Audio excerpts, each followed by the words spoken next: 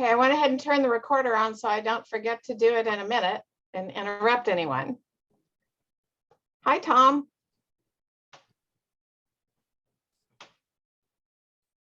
Oh, and hi, Paul. Chris. Good evening. Good. Hey, Tom. Julie. Who's Tom?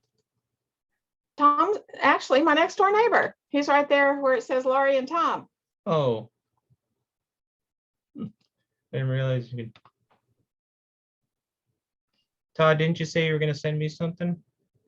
I will after the presentation. How's that sound? All right, don't forget, okay? I won't. So, especially since I'm trying to learn. I think methods like this could be a good way for me to learn. Sure. Isn't that right, John? Absolutely. I always learn something during these conversations, so I appreciate the people I don't know and people I do know getting together and sharing thoughts on specific topics. Hmm. So it is 7 o'clock. I even have ideas that I'd like to for what I do as a politician. I just want to discuss with others, see what their approval is, and if I even can do it or not. If you know what I mean. Yeah. Hey, Jeffrey, it's gonna be time to mute now. Okay, can you do that? Yes, sir. Thank you so much.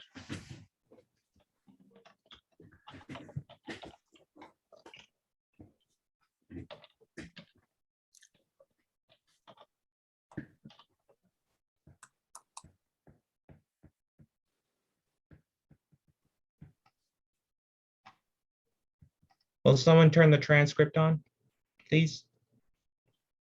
Yes. Thank you.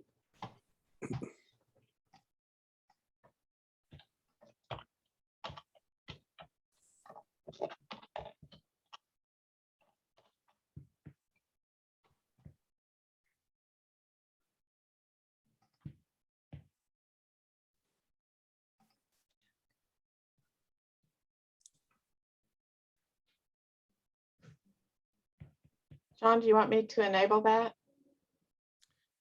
The transcript? Yeah. Um, I had said no earlier because I didn't think we were doing transcripts. yeah. I don't think we're doing transcripts. I think what we'll do, Jeffrey, is we're going to have a recording which will be released. Okay. Released where exactly? On my website. Oh, okay. Super. Okay, Susan, I think 7:02. I think we can get rolling here. All right. So welcome, everyone. We are so happy to have you join us again for another policy conversation with John Selker, District 4 candidate for Congress from our big district in a lot of Southwestern Oregon. So tonight, we're going to be having the conversation kicked off by Todd Jarvis. He is with the Institute for Water and Watersheds at Oregon State University. It's one of 54 of the USGS funded water resources research institutes that are distributed across the US and in US territories. He's also an instructor at the conflict resolution program at the College of Law at the University of Oregon. So Todd is going to introduce the topic of water issues, focusing on Oregon and District 4. And then John will share some thoughts with you, and then we'll open the floor for questions. So Todd, the floor is yours. All right, Susan and John, thank you so much for inviting me to join you this evening. First, I have a few disclosures. I live in Congressional District number 5. So I'm just a little bit to the north of the district that John is hoping to represent. The Institute for Water and Watersheds regularly responds to public inquiries about state, national, and international water issues, regardless of political affiliation or academic affiliation. As a professional mediator, I am registered as an independent voter to maintain my omnipartiality in my work in resolving water resources conflicts. The views shared tonight are my own. and do not constitute an endorsement of John Selker by Oregon State University or the U.S. Geological Survey, who funds the Institute for Water and Watersheds. With that, I'd like to share just a few slides with you. I think the best way for us to talk about water is by maps and through geography. So I just have a few to share with you. I won't bore you very long. I'm hoping that everybody can see that slide. Yes? Yes? Yes. Okay, good. All right, so here's a map of District 4, primarily located in the southwestern quarter of Oregon. I think everybody knows that, but I mean, with all the redistricting that's been going on, it can get kind of confusing. How to pick a water issue to talk about in less than 10 minutes. That's really quite a challenge, especially now in Oregon, given all of the problems with respect to meeting droughts. I saw that Governor Brown just declared a drought emergency in the Klamath Basin. This is, and as we're going to learn a little bit more this evening, the drought is virtually statewide. So what I'd like to do is first take a look at the drought and storage issues in Oregon. So what you're looking at here is a map of the Western US, and there's our home right there, kind of in the middle of the map. Very dark reds in the Central Oregon area. We're looking at a very serious problem with respect to the agriculturalists in Central Oregon, but it's not limited to just Central Oregon. We can see it, some of the finger, if you will, of that drought stretching over into District number 4. One of the challenges that we have with this is it's at the same time we have a drought, we have COVID-19 and climate change. Refugees are coming to Oregon in droves. And it appears that it's going to be a long-term relationship. I think people have discovered the secret of Oregon, that it doesn't rain here all the time, that it's a pretty darn nice place to live. The storage options for water are plentiful in the Rogue River Valley of Congressional District 4, but there's just no water to store. So this is a real problem. New storage sites are limited along the coast due to the small watersheds, crummy sites for dams and reservoirs because the rocks are so fractured, fish passage issues, emerging problems with harmful algal blooms, which I don't think many of us really anticipated when we started looking at water planning and new reservoirs across the state. The 2020 Archie Creek fire in Congressional District 4 is still being evaluated for its interruptions in water service restoration and future water quality issues. Congressional District 4 is identified as an area of elevated concerns for future fires. I think you might have already heard a little bit about this from a previous speaker, but maybe not necessarily that connection to water quality. So I guess what it comes down to is we need to get prepared. And then it really begs a very interesting question. Are we entering the era of bulk water transfers from the Columbia River and the Willamette Rivers southward to California? And if that sounds far-fetched to you, I just saw an article in the Las Vegas Review-Journal today discussing just that very issue, extending it not just to California, but trying to explore the idea of maybe extending bulk water transfer to the Las Vegas area. With the next slide, I'd like to talk about an issue that at the federal level that's still being discussed. That's the River Democracy Act.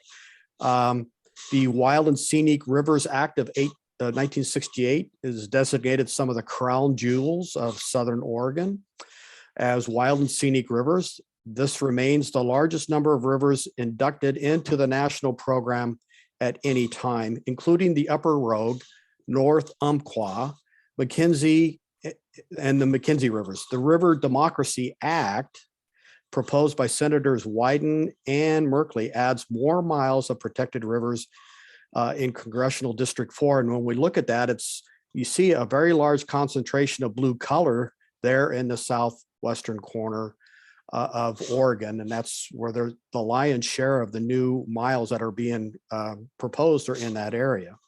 So I guess it begs the question, do we need to protect our rivers a little bit more? With the next slide, I'd like to talk a little bit about groundwater, and John can attest to this. This is my bias. This is what I do for my living. For my entire career, I've been a groundwater hydrologist. And what you're looking at here is a map that was prepared by the Oregon Water Resources Department, and it's identifying areas that are undergoing significant concern with respect to groundwater depletion. And the red colors are just like the drought colors. If it's the very darkest colors obviously indicate the largest concern. When we look into the southeast or southwestern corner of the state, we see a couple of very small groundwater restricted areas. This is where the state has already defined groundwater depletion is occurring. And then there's other areas that have significant concern. And again, it's a function of a couple of things. One is our aquifers are primarily fractured rock or volcanic rocks. And they kind of create this hypnosis. When we drill into them, the wells are very strong at first, and then they start to peter out after a few years.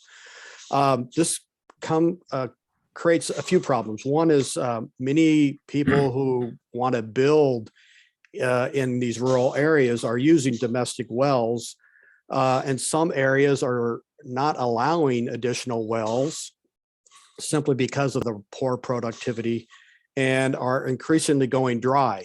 The Klamath Basin wells are in the news front and center regularly because of the wells going dry. And this problem of wells going dry has reached to the upper levels of state government with the Oregon Water Resources Department, that they've actually created a dry well registry. So if you're on a well and your well is going dry, the state wants to know about it. I think we're starting to have to look at the issues. Do we need to do a little bit more with respect to managing our groundwater systems? Do we need to start to look more at artificially recharging our aquifer systems? Or in Congressional District 4, one thing that we really haven't looked at in great depth, but other places in the world is, do we need to start considering developing our offshore aquifers? And then the last issue that I wanted to talk about with you tonight is the issue of cannabis and what I call the Emerald Rectangle. The Emerald Triangle was an infamous area. It's a northern part of California, known for very high quality cannabis, but at the same time illicitly grown. And so that means it's not being taxed or monitored. But this issue of illicit cannabis growing has now expanded into our backyard in the southwestern Oregon. And I think it's best defined as now the Emerald Rectangle. When we look at the global cannabis sales, we can see that the illicit grow and the illicit market is just huge compared to the legal market. And what we see in our backyard is the illicit market is worth about $2 billion per year. In Northern California, it's about $8 billion per year. And what this has led to is that the state of Oregon has now had to dedicate some of their state funds on the order of about $5 million just this year alone for water rights enforcement. And so now it begs the question, what is the role of the federal government with respect to problems such as this? And so that's just a thumbnail sketch with respect to the water issues that I've recognized in Congressional District 4. And I'd welcome any questions you might have and look forward to the discussion. Thank you. Thanks, Todd.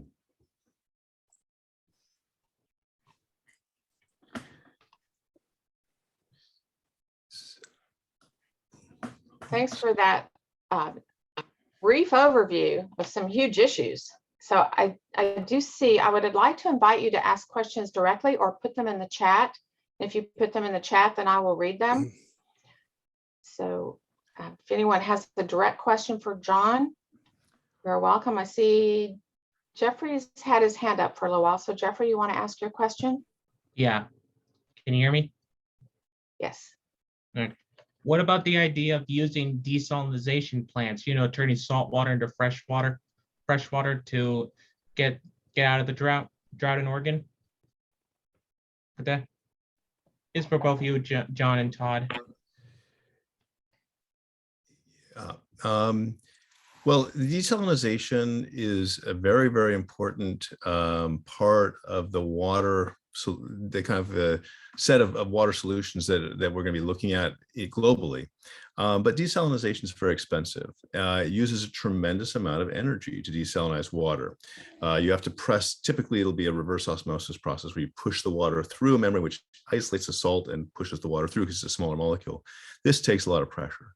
So it's a reasonable source of water for drinking. It's not competitive, particularly in our district. If you looked at those maps carefully that Todd put forward, whilst we have water stress, it's not like Israel or the Middle East or many parts of China. The average glass of water drunk in Beijing right now is 30,000 years old. And so we don't have to look locally to desalinization as a technology at this point, which is very fortunate on our side. So maybe Susan, I'll just jump right in. Yeah, I apologize, John. John, go ahead. Yes. And Todd, thank you. Yeah, first off, thanks, Todd. Todd is one of my heroes. Todd speaks plainly about complicated subjects and always practical, and someone who's been a tremendous colleague at OSU. And if any of you have a chance to take his conflict resolution class or any others, do it. Todd has a lot to share, from having traveled down the Colorado River any number of times to having really explored some of the world's great water problems. So Todd, thank you so much. It's just great to have you here. And furthermore, as we'll talk about in a second, water resources, water management is very different than water science. And so I'm known as a water scientist, but actually when it comes to water management, Todd has a lot to teach. And so I'll be looking to him for some of the complexities of water management as well. First, I want to just say a word or two about who I am, and then I'll say a word or two about my feelings about water management and some of the experiences I've had. So, who is this John Selker guy? Many of you guys know me. I'm going to kind of just go through a little thing, though. Some people will say, gosh, he's a distinguished professor and president of his scientific society and hundreds of articles and blah, blah, blah, blah. And that's a lot of academic stuff. But that is really not what I see in the mirror. When I look in the mirror, what I see is a kid sitting around the dinner table, the seventh child, in a very vociferous family with lots of discussion and a lot of discussion about truth, justice, and where the world should go. And that was really always what was at our dinner table. And we cried together when Martin Luther King was shot. And my mom and I sold Fuller brushes door to door to raise money for African-American candidates running for office. And I think no small part due to my mother, but I used to carry 16mm movies under my shoulder as a fourth grader to class, and we showed movies against the Vietnam War in fourth grade, which that teacher unfortunately didn't get her contract renewed, but we had a hell of a conversation in fourth grade. I had long hair in my mill town of Longview, Washington. My dad worked for Weyerhaeuser. And unfortunately, my views got me kicked out of my Boy Scout troop, which I loved. And so, my mom was the soul of my family, really. She was a Holocaust survivor. She was a Quaker activist, went through the war in England, delivering babies, and was known throughout the United States as someone who got things done. She was a slight build, but with deep German accent, and a force to be contended with. Southwest Washington was moved to that area by Georgia Pacific from Louisiana. They brought the loggers there in 1928. So when she started Planned Parenthood of Southwest Washington, you can be sure that there was a lot to be said about that. And that here's this little woman who started all on her own and literally stood as the face of that organization. And what we were taught was that anything was possible with enough elbow grease, is what my mom said. You just do the work, anything is possible. And that made me believe in what we can do. And that made me believe in strong women. I lost my mom when I was 12. It was amazing pulling together of a community, very tragic, but she had trained us very well. And we ran the house from sewing the clothes to shopping. And I was the one who actually balanced the checkbook. My dad was a traditional dad. He would come home and say, "Where's dinner?" And so one thing that she had taught us was that we have to apply every ounce of ourselves to reduce suffering in this world. And people ask me why I work so hard and why I care so much and why I take on the problems of the world. And the thing is that my mom gave me the gift of knowledge that we could change the world. And once you have that perspective, you can't let go of it. People ask me also why I want to represent Oregon in Congress today, with all the acrimony, et cetera. But to me, there's in a sense no more perfect time. I thrive. I love to work on hard problems. I'm an expert negotiator, and I've negotiated things from Africa to Oregon State and across the state of Oregon. And I've gone oftentimes toe-to-toe with leaders and brought people to solutions that they didn't anticipate. And so bringing people together is really a reflection of what I consider to be my Quaker belief, which is that there is that of God in every person. And so I really listen to people with all my heart. And it doesn't mean I go along with all of them. And facts are facts, and I know what I know. But the key point here is that we have to weave our culture back together. And I think that's going to start by people listening to each other and respecting that people who have strong feelings and strong beliefs should be listened to, and they should be honored. So I'm going to put every fiber of my being not into fighting with my colleagues, but into moving them. So they care about their grandchildren, and we can stop climate change. They want medical care for all their people, and we can get healthcare to all. They care about their children being educated, and we can make preschool through community college not only free, but actually excellent. This won't happen immediately, but if you look back at the things I've done, and I designed the landing gear switches for Boeing aircraft, and I we put in the African Climate Observations Network. I run that to this date. And I'll talk to you later about some of the work we've done in the Willamette Valley and other places about water quality projects that we've actually delivered on. We will get there. We can actually stop kicking the can down the road and start actually solving problems step by step. And I think in our country, people are so ready to stop saying, oh, it's just we do that poorly in this country. We want to say we have done that poorly in the past, and this is what we're going to do in the future. We're going to make some changes. And to get there, to do this, I'm going to need all your help. And so, yes, we'll give you all the connections to my website and stuff like that. But I'll tell you one thing I've learned about running for Congress is it's not a one-man show. Without everybody pitching in, it won't happen.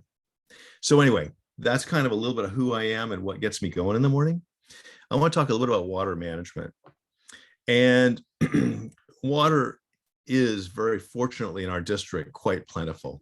And I have this map here. Susan, I'm going to try to share my screen if I'm successful with this. I just want to just a little bit of a correction, and it's not really a complete correction, but let's see, we go like that, we just share. So here is the new District 4, Todd. So the old District 4 was much boxier, and it went down in this region. Now it's very coastal, but it goes much more north. It goes past Lincoln City, and then it includes all of Lane County. And District 5, interestingly, connects Bend to Salem. So watch out. These districts are different than they used to be. It's a new world out there with respect to districts. And now I'm going to try to. It looks like I'm in Congressional District 6. Oh my gosh. You got to learn a whole new number now.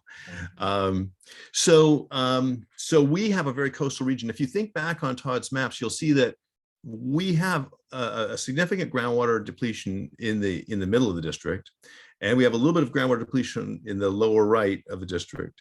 And what's not shown as maps is we had a groundwater management area, Guama, right down the middle of the southern Willamette Valley for nitrate contamination. And I'll talk about that in just a second.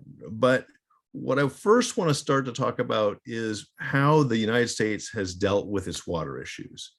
And I'm sad to say that, like so many things in this country, this is an issue that has been subject to deferred management. And so we kind of just let these things go, kick it down the road. And in this case, the kind of concept, if you see rain falling, you don't think, what type of water is that? You say it's water. In this country, we have groundwater and we have surface water. And we pretend like they're completely different and they're regulated by different laws. And that's something that really has to change. We can no longer afford to mismanage water resources just due to the fact that some water is above the surface of the land and some water is below the surface of the land. Both Todd and I are primarily expert in groundwater. And so many people, it's hard for them to visualize, but below our feet is by far and away the largest reservoir of fresh water available to humanity. And we do very little to manage that. So that's a big issue. We have to manage this as a unified resource.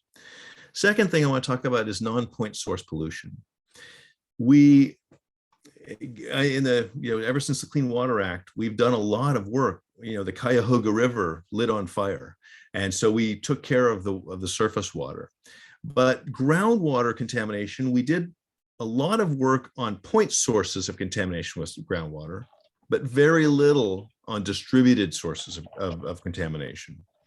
It's still essentially a voluntary, non-managed problem, if you will, so far as a farmer can essentially any licensed pesticide or chemical they can use. And in the Midwest, for example, atrazine continues to be a huge issue. Here in the Willamette Valley, nitrate is a big issue. And so back in the 90s, we looked at nitrate. And Richard Dick, I don't know if you remember Richard Dick, Todd, but anyway, Richard Dick is a soil scientist, soil carbon and soil quality guy.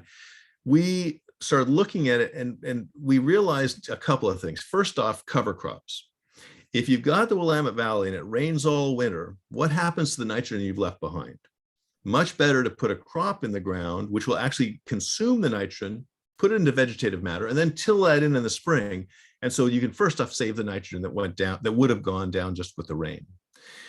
But the second thing was nitrogen management.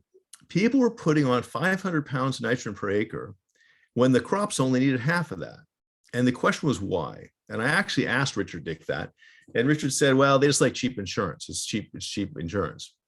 And I said, well, I calculate that out as half a pickup truck per year per 100 acres. I don't think farmers are throwing away half a pickup truck per 100 acres every year for insurance. There's something more going on here. And we looked at it.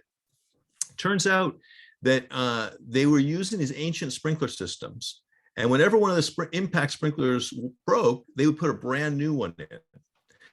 The brand new one had a little tiny nozzle. All the old ones' nozzles had been eroded out. So they're putting on lots of water. Now the new nozzle, the crop would be stressed. And so they'd turn up the water and let it go longer. And so then the old nozzles are dumping water like crazy. And you guys know how soluble sugar is in water. Well, nitrate is the same. Nitrate is 100% soluble. And so the nitrate just got pushed out of the root zone by that irrigation system. So then they would put on more nitrate. And you could see, and this is one of the things that it was a telltale sign, you could see the nitrogen stress in those plants. So I knew they were not getting enough nitrogen. Once we figure this out. And there had been 2 papers in the history of the literature. I found 2 papers written on irrigation system maintenance, probably 2,000 papers on designing irrigation systems from scratch, because that's stuff you buy. But how do you maintain them? So we wrote a paper on how to maintain irrigation systems. We put out all these publications and everything. And so we had cover crops, and we figured out the sprinkler problem. We dropped the nitrate applications, and then we also had people test their soil to see how much nitrogen was left after they did all that nice cover cropping. Well, this really pretty much sorted out the problem. And in the Willamette Valley, we're extremely lucky because there's a lot of rain. And so that rain helps us. On the east side, there's no rain to dilute this nitrogen. But on the west side, we're lucky. Anyway, I'll never forget the meeting when they declared the groundwater management area years later in the Southern Willamette Valley. They invited me to give a talk, and I explained all this stuff to them. And the guy from the Department of Agriculture said, well, that's awfully nice ivory tower stuff Dr. Selker is presenting, but what are we really going to do here? You know, what's practical? And I knew all the farmers because I'd worked with them. I was an extension agent. And they all said, what are you talking about? We already do that. We did that from 5 years ago. This all made sense. We're saving money. We're getting better yields. So the point is that with playing it smart and understanding what's going on is so critical to water resources. And if you don't do that, you're going to end up with all sorts of problems. You'll end up with poor production and contamination of aquifers. It doesn't have to happen. Another project, which it was really important, and Todd talked about storage of water. Well, the dams, the crummy dams that Todd's worried about on the coastal side, indeed, hard to find for the Corps of Engineers, a nice place to build a dam. But on the eastern side, in Milton Freewater, they want to spend most of $1 billion building a dam in a little creek so they could pump water 14 miles away from the Columbia River up to this little reservoir, and then turn the Walla Walla River into a fountain, where in the summer they just empty this reservoir and make the river look nice. This was going to be the carbon footprint of this project. Imagine most of $1 billion worth of concrete, which is huge carbon footprint, and then you're going to be pumping water for 14 miles uphill every year. And the irony was we were standing on a solution. All we did is we did a 3-dimensional numerical model of that basin and realized that that fan of alluvial material was just ready for infiltration. So we, in our numerical, we 11 different in position, and they just put the winter flow into those infiltration galleries. The water table comes up, and then the only bad thing that happened was one spring that hadn't been active since the 30s came up in the middle of a strip mall's parking lot. But anyway, the springs came back to life. They fed cold water river, and the farms had the water flow their fields. The infiltration galleries were in the fields. So once again, the water management, it's a very dense substance. It's water, you don't want to carry it around very far.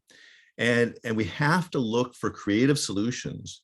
And you notice that oftentimes it involves taking surface water and turning it into groundwater so we can take it out later and turn it back into surface water.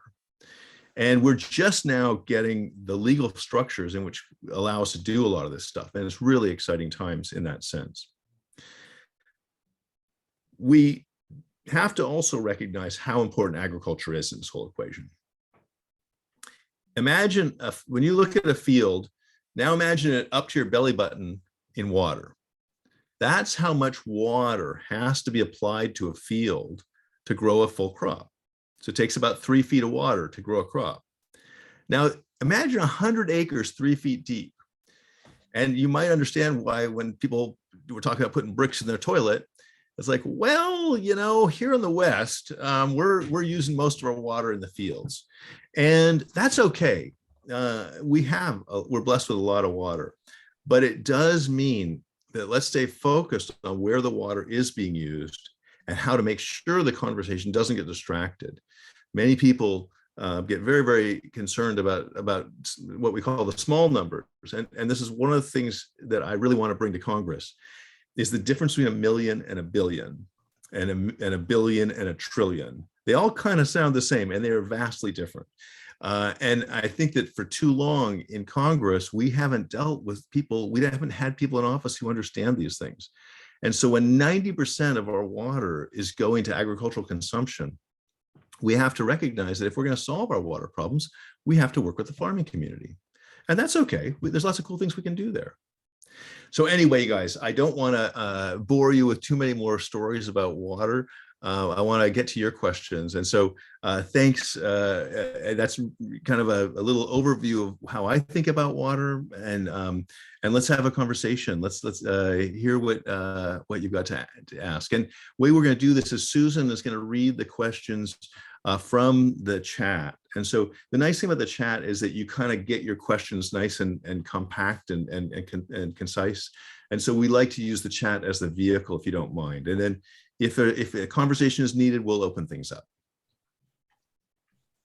All right, great. So thank you, John. So yes, put some questions in the chat. We've got a couple of good ones already to kick it off. So John and Todd, this is for both of you from Janine. And she says, can you address more the possibilities for tapping into offshore aquifers and how would those costs compare? Is that something you want to address, John, or you want me to tackle that one? I want you to go first, and then I'm gonna probably have a different perspective. Oh, okay. Well, this is a very active area of global research. I mean, one of the things that's kind of interesting about it is when we think about trying to tap subsea aquifers, it wasn't that long ago that those aquifers were actually at the land surface. Offshore Oregon, what we see is the bottom of the ocean today. There's about 100 meters of water, 300 feet of water. If we believe some of our climate scientists' predictions of where the sea level was over geologic time, we find that it's not 30 to 40,000 years ago. Those rocks that are under the ocean today were exposed. And that was about the time that we saw a lot of flooding occurring, flooding in the form of the multitude of periodic floods from the Missoula floods.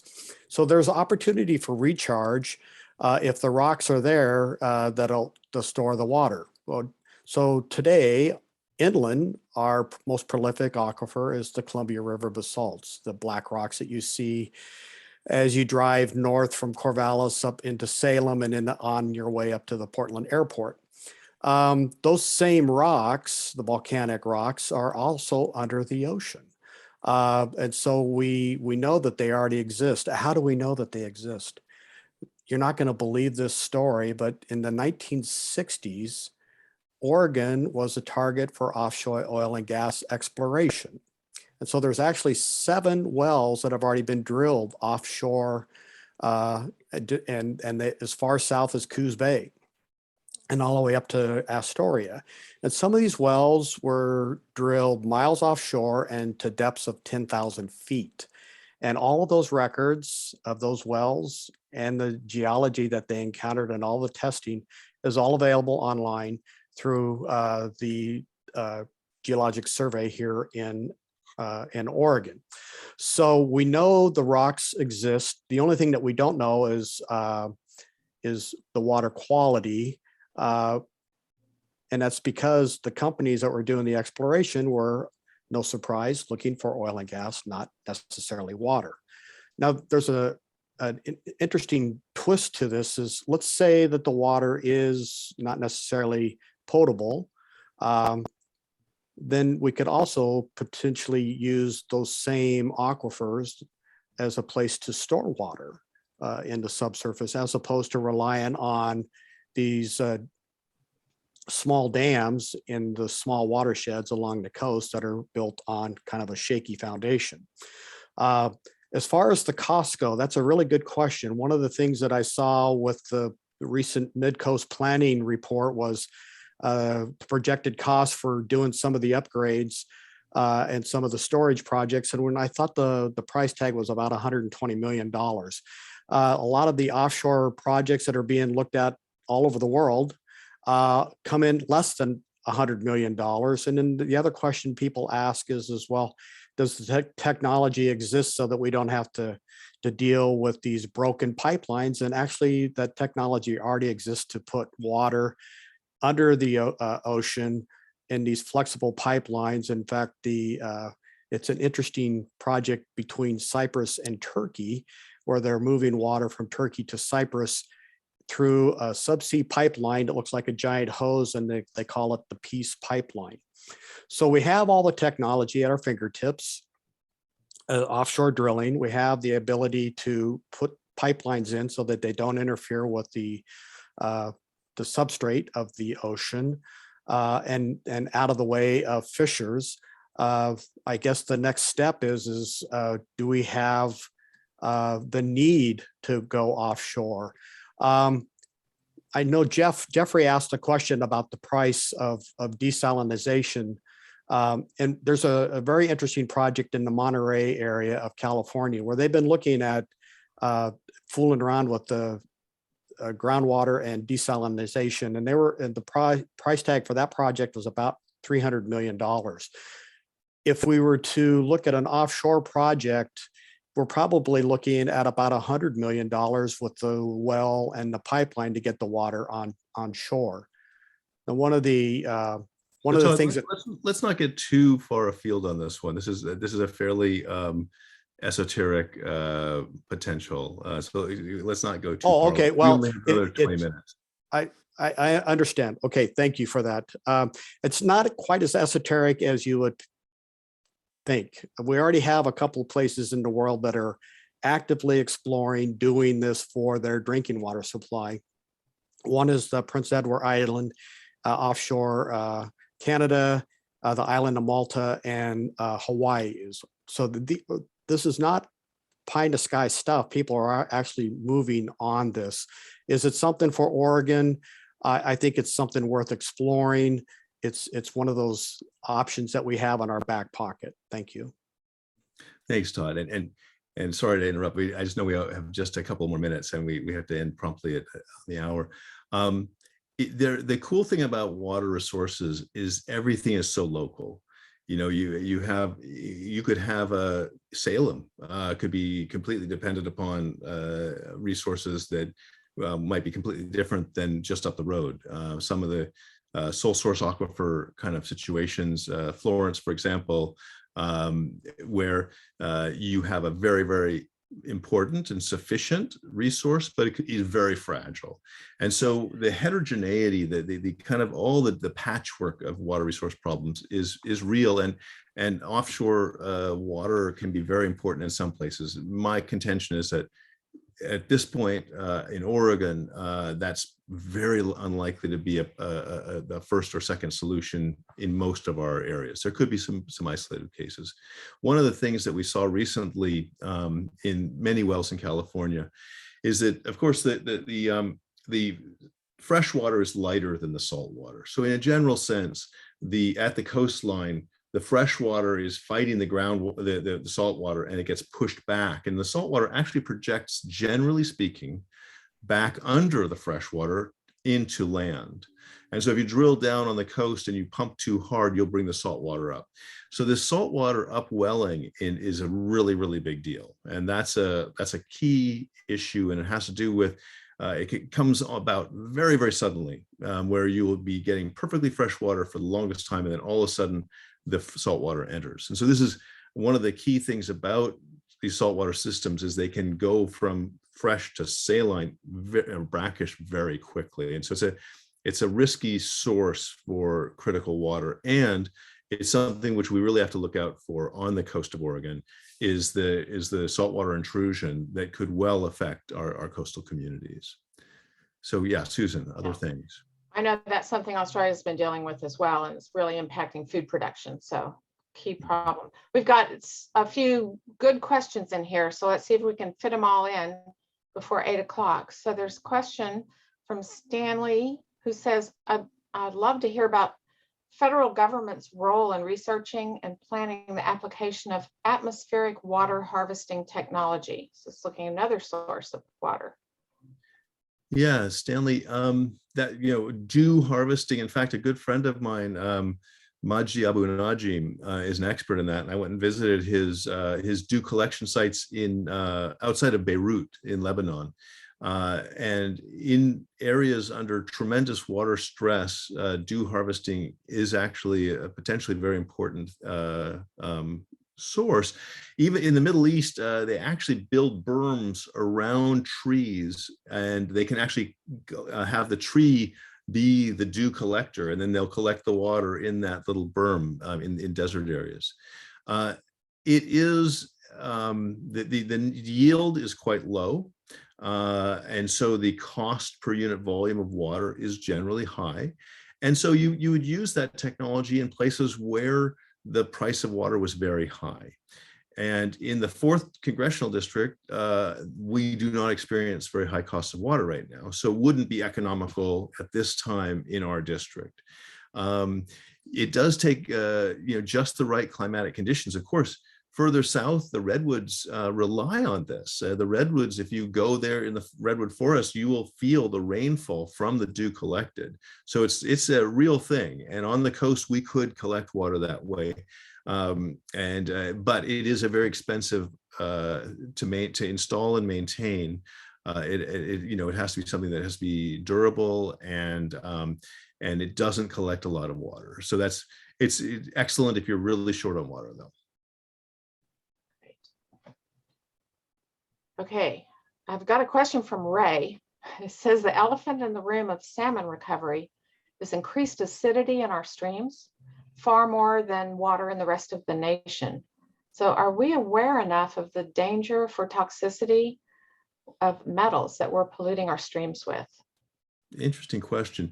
The salmon issue is one of those that we just published a paper where we looked at how can we even determine what is affecting the salmon. It's extremely complex because of the ocean conditions changing, with the food chain changing, and the overfishing, as well as the dams, as well as the temperature of the rivers. These are considered to be the primary threats on salmon. I would say that the acidification is not one that is in the top list of concerns at this point that I've heard of. The temperature is far more important, and that is that in Oregon, we have the Mediterranean climate where it rains in the winter and it's dry in the summer. And so the flow in our streams goes from very, very high to very, very low, if not some of them, of course, drying up entirely. At those very low flows, when you're in the middle of summer, it's very hard to keep the temperatures low, particularly if you've cleared all the vegetation over the stream and if you're withdrawing a lot of water from the stream for agricultural use. And so I think the biggest opportunities for us, and they are big opportunities and we are implementing them, is in shading the streams and then exchanging surface water rights for groundwater rights. And many of these groundwater systems get recharged in the winter. And so we really have to get out of the habit of taking water out of the easy water that's right there in the stream and move to the much more reliable water that's at the ground. And so when we do that, we can leave the water in the streams, and then the salmon can do much, much better. So Todd, I don't know, have you heard anything about acidification as being a challenge for the salmon? That has not been on my radar screen. No, I haven't. That's news to me. Thanks for sharing that, Ray. Yes, you're welcome. I've been working as a director of the Soil and Water Conservation District in the Siuslaw for over a quarter of a century now. And that's led me to come to understand water quality toxic contaminant issues locally. And we are dumping an awful lot of lead into the streams.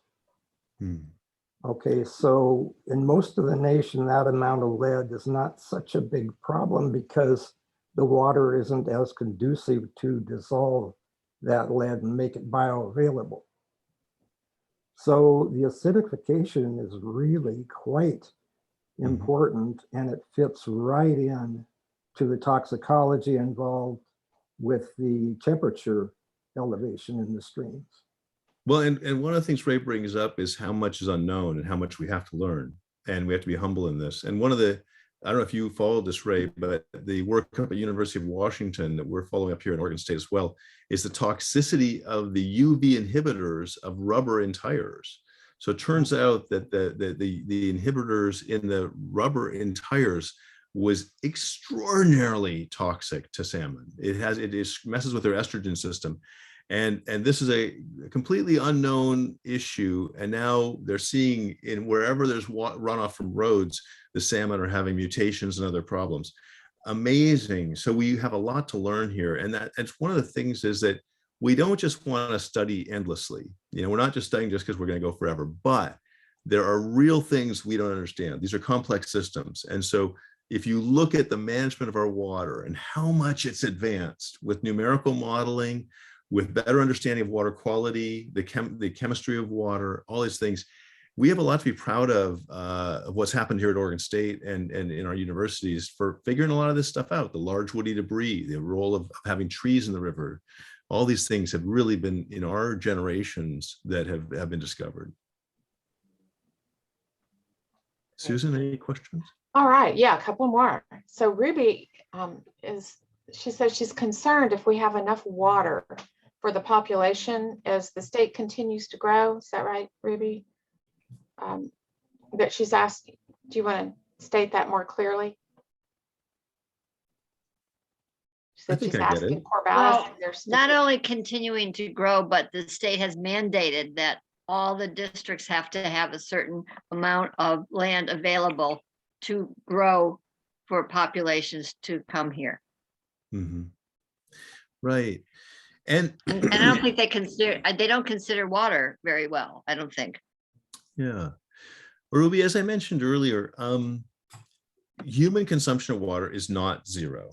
Okay. It is, but when you look at, I don't know if you live near the Marys River, but if you look at the Marys River, the amount of water flowing down the Marys River is the type of amount of water that we might consume in Philomath and Corvallis, on the order of 10 to 30 cubic feet per second. The Willamette River is carrying hundreds of thousands of cubic feet per second.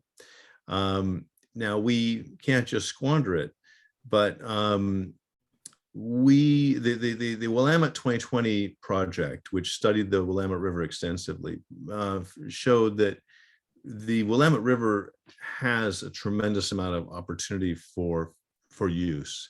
I'm not saying that we want to take that out of the river in any large quantities, but our situation here is very different. In most of the 4th District is we have to be mindful of water quality, and we have to be mindful of agricultural use of water.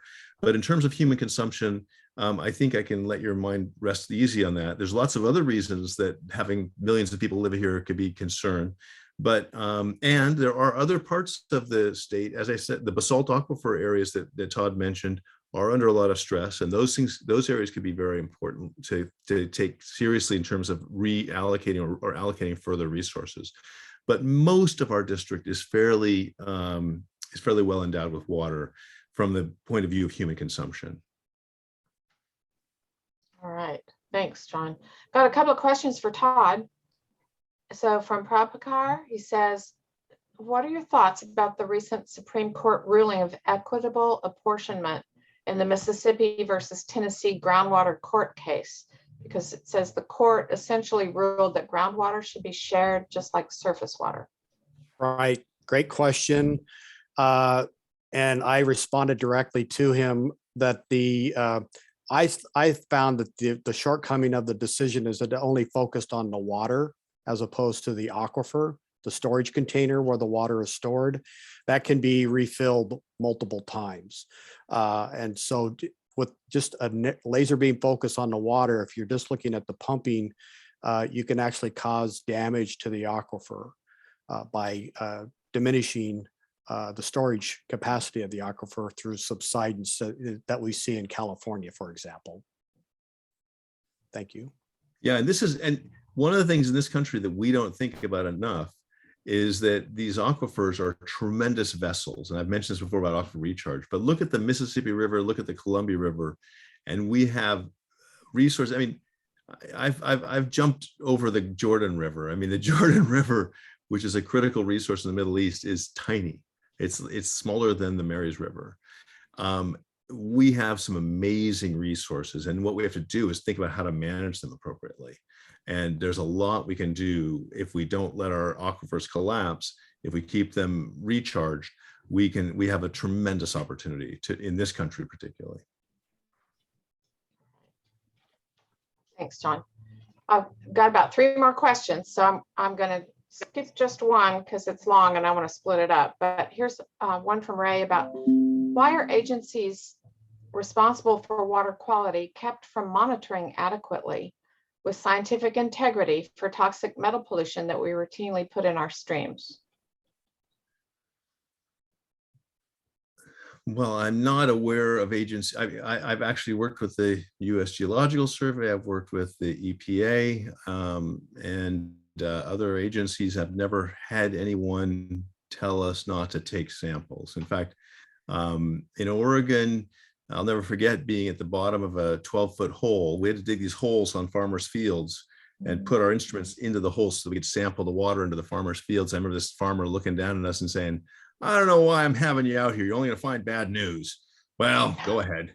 Let's get what's going on here. So I guess, Ray, it's not been my experience. I've grabbed water samples at every body of water I've heard of, and the folks at the EPA have done the same, and the USGS. So I haven't had that experience. Todd, have you had anybody tell you not to take water samples?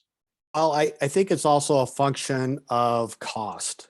Some of these samples can be quite expensive depending on what you're sampling for. So to do a full spectrum analysis, for example, for drinking water that you would do for a community is a list of alphabet soup of chemicals, 3 pages long, and will cost you thousands of dollars per sample. So I think the cost and the budget actually interfere more with an agency being responsive to a contamination incident. It's just impossible to sample for everything. But one of the things, Ray, that's really exciting, if you look up open-sensing.org, that's my lab where I have undergraduate engineers making new water sensors. And one of them is called the Smart Rock. And the Smart Rock has a turbidity sampler, electrical conductivity, temperature, pressure, and we can put pH on it. And you might say, well, gee, that's a very, yeah, and so we have them with pH as well. It's a very simple battery operated thing. We're putting them around schools. We're giving them to people to get indicators of water quality. And what it does, and we have, so that you can set that to a sampling device so it can trigger a sample when you see something weird happen. And when you see something go beyond a threshold. And so strategic sampling, and one of the things we have to do way more in this, in water generally, is strategic monitoring and strategic sampling. And we have an incredibly new universe of radio communication, cell phone coverage, also satellite. We can beam data right from any point in the stream to the satellites and know immediately what's going on. So if you look at open-sensing.org, you're going to see these kids are blowing the walls off of water monitoring. And we're going to have a whole new world where for a couple $100, we can know when we need to go sample. And that's a critical thing. And right now we don't know when to sample. And so I think it's a good point. All right, I've got a question about fracking.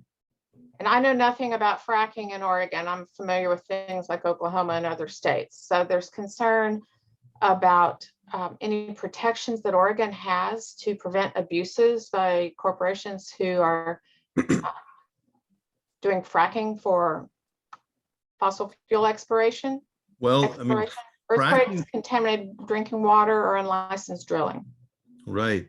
Fracking is, you know, it's something we've all heard about. And in fact, the number of earthquakes that have resulted from fracking in areas of the country that previously had no earthquakes is shocking. I mean, you know, Oklahoma having earthquakes. And so it's true that this technology has, it's been used since the 60s, but the explosion of use of the technology far exceeds our ability to understand what it might do.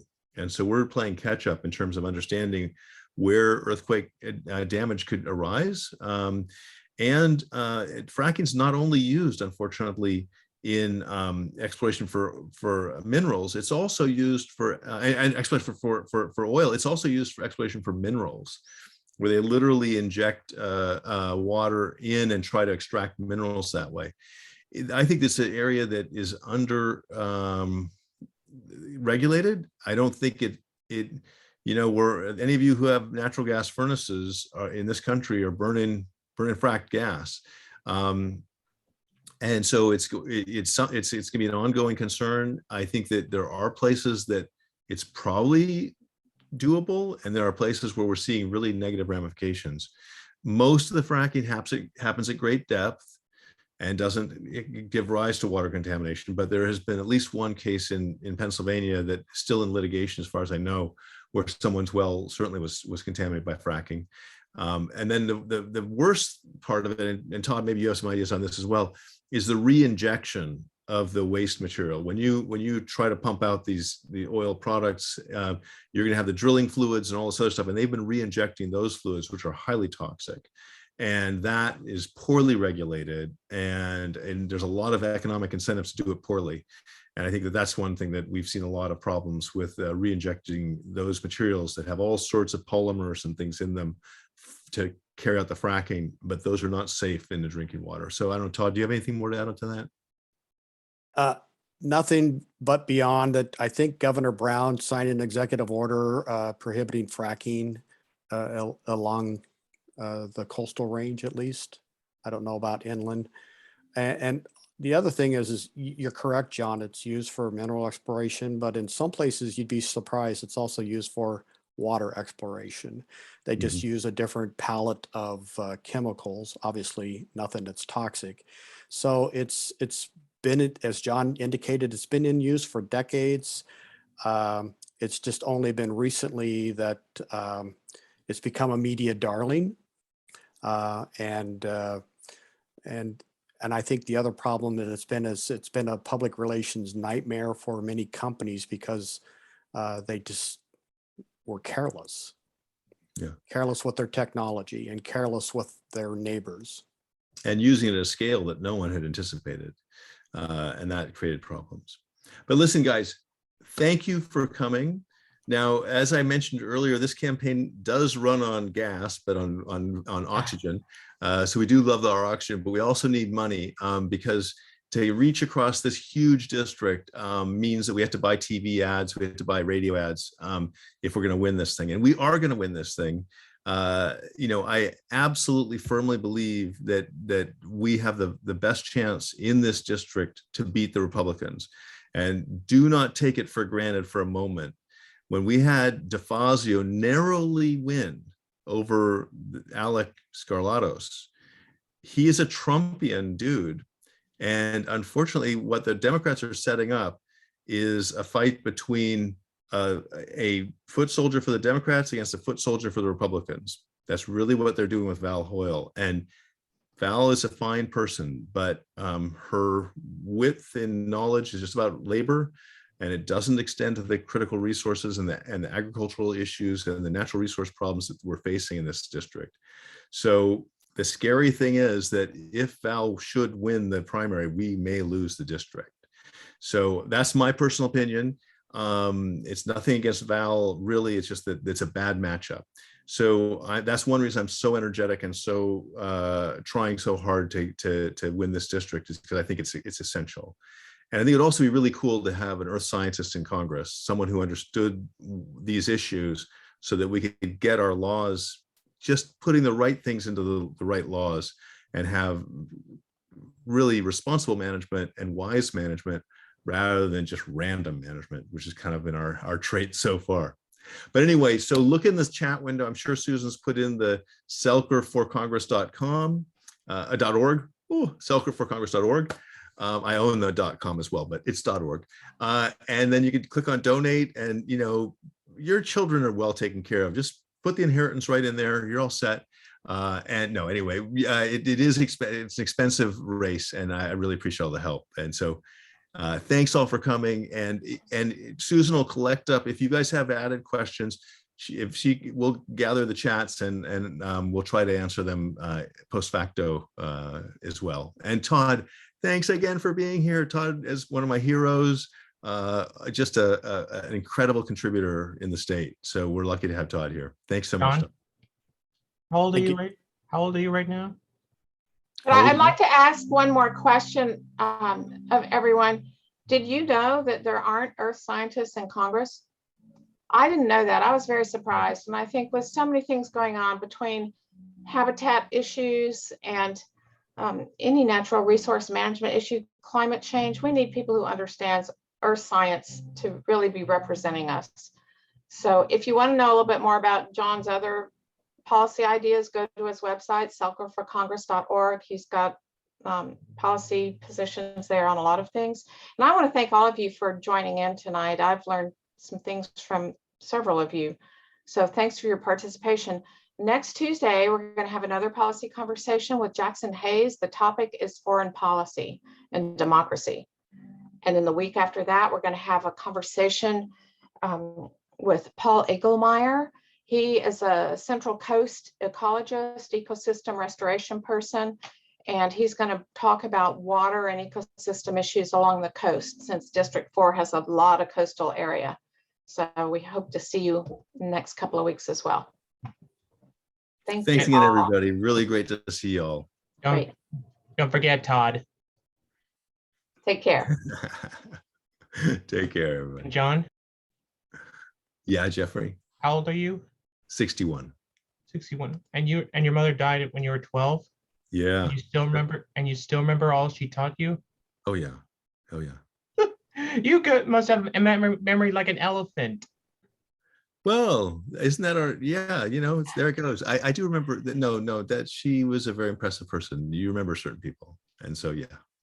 Hey, Jeffrey, thanks for coming again. And Ray and Barbara and everyone, thanks so much for being here. And Ruby. So we'll see you again next week, right? I hope Todd doesn't forget to He to won't. contact me. All righty. Super reliable. Hope to Bye-bye. see you next week. Hey, John. Oh, he's gone.